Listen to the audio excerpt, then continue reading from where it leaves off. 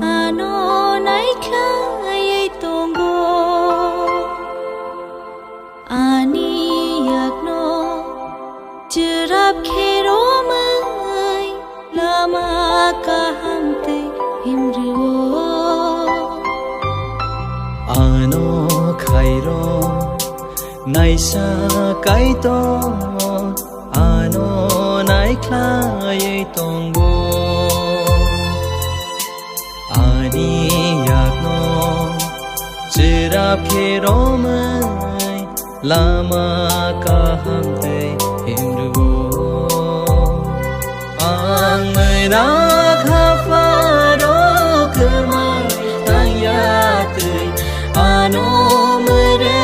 gai tongo ang shoitani khayo dukai kechaya tui ano yang ro mai tongo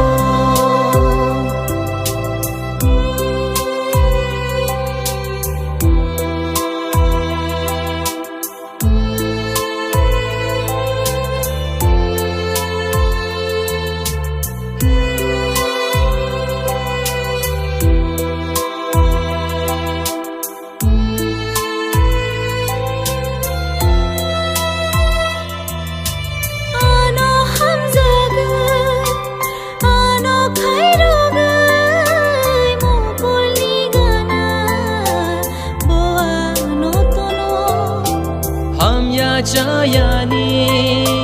Fiyog na bagay Ani bagay na Wansyo mang tonggo Nang hay kahantay ka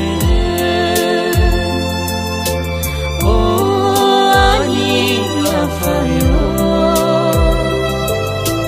Nang hay kahantay ka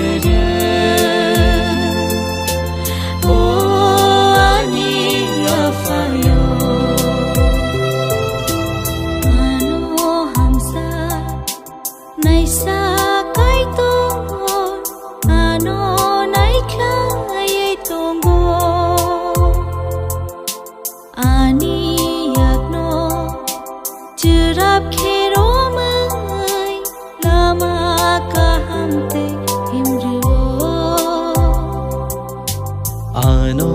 khairo naisa kaito ano